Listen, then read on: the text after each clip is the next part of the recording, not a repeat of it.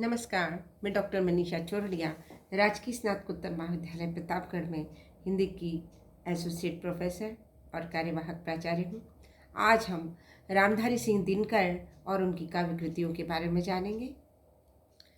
राष्ट्रीय सांस्कृतिक काव्यधारा में दिनकर का महत्वपूर्ण स्थान है।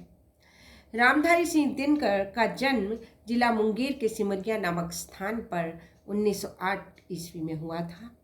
बीए तक शिक्षा प्राप्त करने के बाद वे सीतामढ़ी में सब रजिस्ट्रार, आकाशवाणी में सलाहकार, भागलपुर विश्वविद्यालय में उप कुलपति, 1952 में संसद सदस्य चुने गए।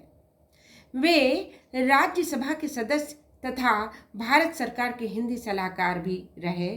उनकी उपलब्धियों के लिए भारत सरकार ने उन्हें पद्म भूषण की उपाधि से विभूषित भी किया।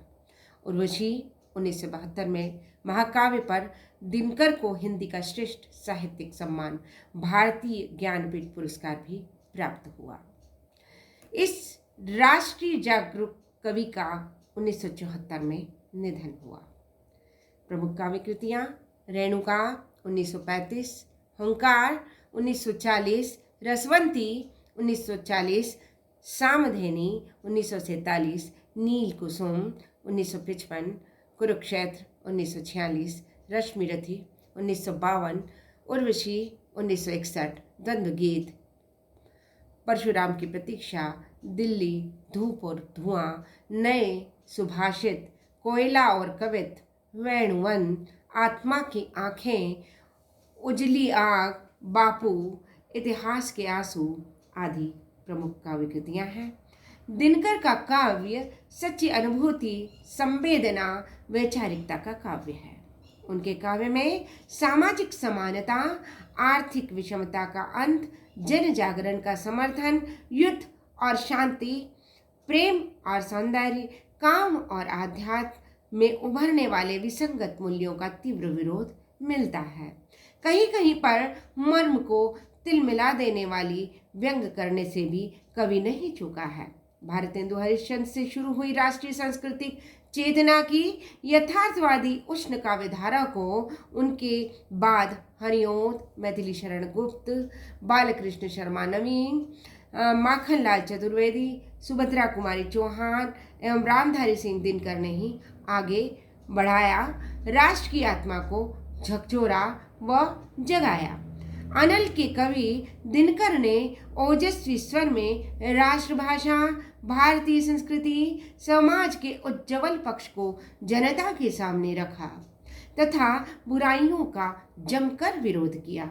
रेणुका, हुंकार, सामधेनी, कुरुक्षेत्र, रश्मिरथी, उर्वशी, परशुराम की प्रतीक्षा, बापू, इतिहास के आंसू इत्यादि काव्यों में कवि का स्वर क्रांति, विद्रोह, समानता, शांति, जन जागरण पर ही अधिक बल रहा है। दिनकर की रचनाएं जन जन में शोषण, अन्याय, असमानता, अत्याचार के विरुद्ध क्रांति, विद्रोह की ज्वाला भड़काने वाली है। शौर्य, पराक्रम, ओजस्विता, वीरता को जन जन में प्रतिव्यापित करके आलस्य, कायरता का कवि ने विरोध किया है।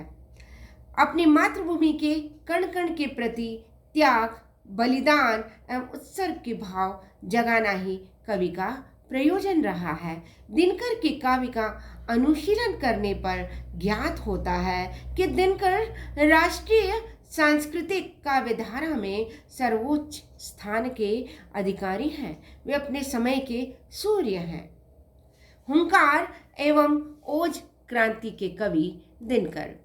रामधारी सिंह दिनकर हिंदी की आधुनिक राष्ट्रीय सांस्कृतिक चेतनावादी काव्यधारा में अग्रणी स्थान के अधिकारी रहे हैं। उनके काव्य में ओज, क्रांति, हुंकार, प्रतिशोध, वीरता, राष्ट्रीयता, शक्ति संचय तथा पौरुष की ज्वाला जलती हुई दिखाई देती है।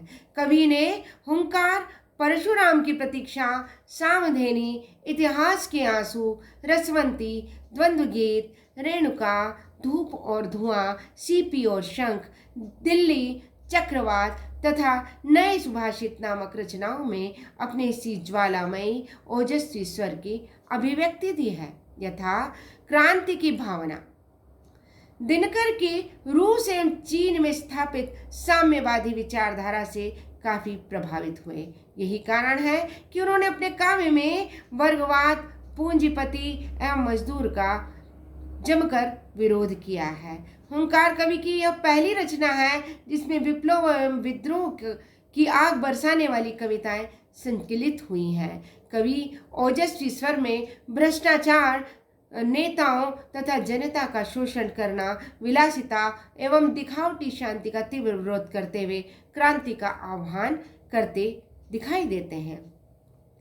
समर शेष है जनगंगा को खुलकर लहराने दो, समर शेष है जनगंगा को खुलकर लहराने दो, शिखरों को डूबने और मुकुटों को बज जाने दो। समर शेष है चलो ज्योतियों के बरसाते तीर, खंड खंड हो गिरे विषमता की काली जंजीर। कुरुक्षेत्र में युद्ध एवं शांति जैसी विकट समस्या को कवि ने युधिष्ठिर एवं भीष्म के कथनों द्वारा प्रश्नात्मक रूप में उठाकर शोषण का विरोध किया है और शोषितों के प्रति सहानुभूति दिखाते हुए क्रांति का उद्घोष किया है। कौन है बुलाता युद्ध, जाल जो बनाता, या जो जाल तोड़ने को क्रुद्ध काल सा निकलता। शोषण एवं शांति का विरोध। दिनकर ने पूंजीपतियों एवं शोषकों का अपने काव्य में जमकर विरोध किया है, क्योंकि शोषण की लंबी श्रृंखला बनाकर पूंजीपति अमीर राजनीतिक वर्ग अपने से निम्न मजदूरों, गरीबों का भरपूर शोषण करते हैं और ऊपर से शांति का दिखावा भी करते हैं। कवि की दृष्टि में शोषण की यह श्रृंखला, शांति का यह समर्थन ही वास्तव में युद्ध को आमंत्रित करता है। अतः इसका जमकर विरोध करना चाहिए, तभी भारत का उद्धार संभव है। शोषण की श्रृंखला के हेतु बनती जो शांति, युद्ध है यथार्थ में वो भीषण अशांति है। प्रतिशोध एवं वीरता की भावना।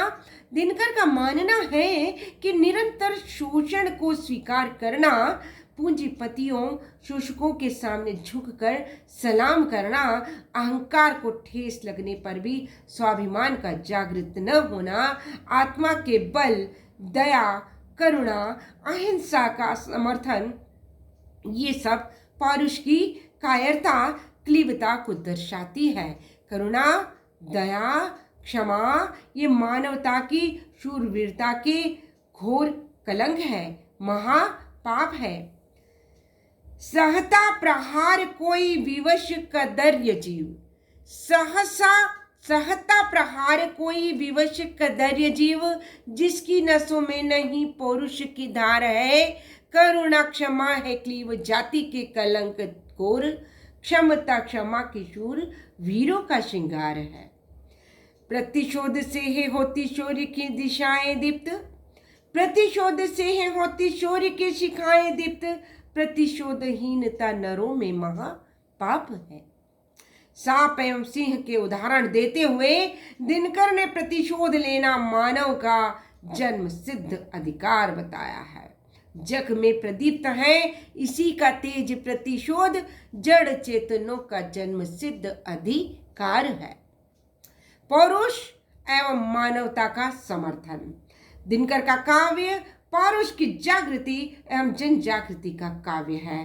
कवि का मत है कि अपने अहंकार को चोट लगने से मनुष्य को स्वाभिमानी बन जाना चाहिए, इसी में उसकी सार्थकता है। जिस प्रकार सांप तिनके के स्पर्श होते ही जाग उठता है, सागर हवा के स्पर्श से भयंकर लहरें उत्पन्न करने लगता है, अग्नि धधक उठती है, ज्वालामुखी फट पड़ते हैं और आसमान से बिजली गिरकर अपना ओज अस्तित्व दिखाती है। उसी प्रकार मनुष्य को अनाचार, अत्याचार, शोषण, असमानता से पीड़ित होने पर जागृत हो जाना चाहिए, क्योंकि पौरुष की जागृति ही धर्म युद्ध है।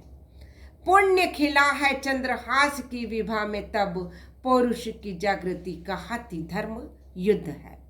क्षत्रिय को कभी पीछे से वार नहीं करना चाहिए, वीरता उत्साह के साथ अपने स्वाभिमान की रक्षा करनी चाहिए।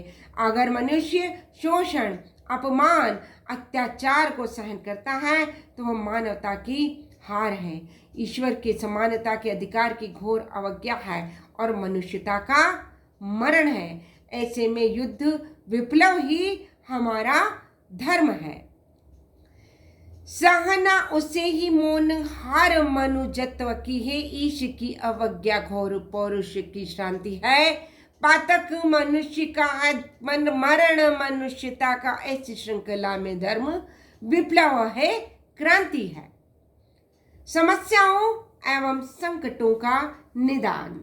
स्वतंत्रता के बाद भारतीय समाज, राजनीति, धर्म, अर्थव्यवस्था में अराजकता, अत्याचार, शोषण, दिखावा, असमानता, अंतरकलह और आपसी फूट में ने ही स्थान बनाया। राजनेता भ्रष्ट, अवसरवादी, कर्तव्यहीन हो गए। विलासी जीवन एवं हाला उनके को ऐश्वर्यमय बनाते गए।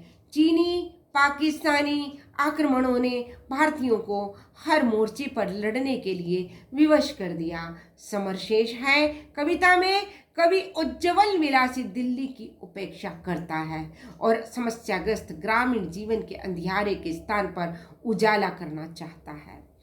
सकल देश में हलाहल है, दिल्ली में हाला है।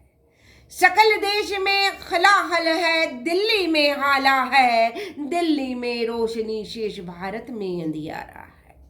मखमल के पदों के बाहर फूलों के उस पार, मखमल के पदों के बाहर फूलों के उस पार, ज्यों का त्यों है खड़ा आज भी मरघट सा संसार। ज्यों का त्यों है खड़ा आज भी मरघट सा संसार। चीनी आक्रमण के समय युद्धवीरों के साथ जन जन में कवि ने कर्मण्यता की कामना की है, क्योंकि हमारा आलस्य ही हमारा शत्रु है। सरहद पर ही नहीं मोर्चे खुले हैं, खेतों में खलिहान बैठकों बाजारों में, जहां कहीं आलस्य वही दुर्भाग्य देश का। इसी दुर्दशा के लिए कवि एक बार स्वयं स्वर फूंकना चाहता है। एक बार फिर स्वर दो, कहो शांति का मन अशांत है, बादल घूम रहे हैं। वह इस दुर्दशा को दूर करने पर गांधीवाद की रक्षार्थ आगे बढ़ने, बम गिराने का भी पक्षधर है।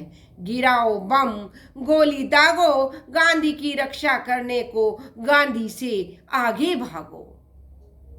इस प्रकार देखा जा सकता है कि दिनकर का काव्य समाज और समानता के लिए लगातार क्रांति करता रहा, प्रतिशोध के स्वर उगाता रहा, वीरता, पौरुष की जागृति को आवश्यक मानता रहा।